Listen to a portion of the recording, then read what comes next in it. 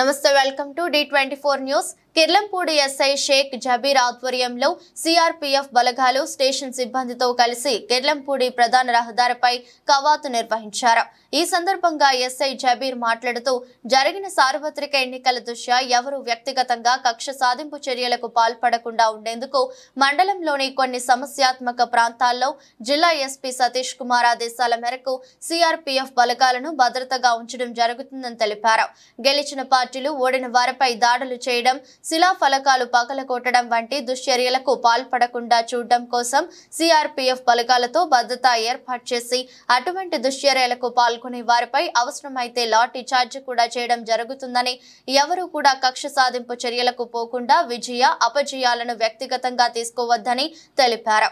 ఈ కార్యక్రమంలో ఆయన వెంట SI Balaram, court constable Siva, CRPF సిబ్బంది తదితరులు పాల్గొన్నారు।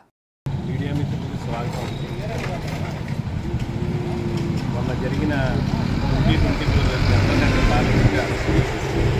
Parliament and assembly elections results వచ్చిన తర్వాత నుంచి కూడా సిఆర్పీఎఫ్తో ప్రత్యేకంగా కవాతు చేయడం, బ్లాక్ మార్క్ చేయడం జరుగుతుంది। ఈ బ్లాక్ మార్క్ చేయడం యొక్క ముఖ్య ఉద్దేశం ఏంటంటే, ఈ రిజల్ట్స్ వచ్చిన తర్వాత గెలిచిన ఆనందంలో గెలిచిన పార్టీని ఓడిపోయిన బాధతో ఓడిపోయిన పార్టీ వాళ్ళ మధ్యన ఎదురుమరుగు గొడవలు జరుగుతున్నాయి। ఈ గొడవలు జరగకూడదన్న ఉద్దేశంతో మా గౌరవనీయులైన ఎస్పీ గారు సతీష్ కుమార్ కాకినాడ డిస్ట్రిక్ట్ వారు ముందస్తుగానే ఆలోచించి ఈ సిఆర్పీఎఫ్ బలగాలను ఎక్కడైతే సెన్సిటివ్ ఏరియాలు ఉన్నాయో ఆ ఏరియాలో పెట్టడం జరిగింది। ఇలాంటి ఘటనలు ఇక్కడే కాదు ఎక్కడ జరగకుండా ఉండడానికి ముందస్తు జాగ్రత్తలో భాగంగా ఈ బ్లాక్ మార్క్ చేయడం జరుగుతుంది।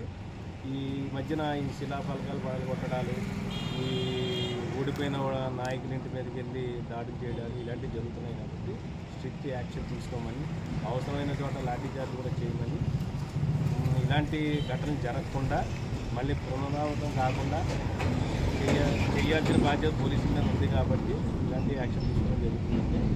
గతంలో కూడా వాళ్ళు చేశారు కదా అని మేము చేస్తామన్న ఉద్దేశంతో ఆ దూరంలో వెళ్తున్నారు।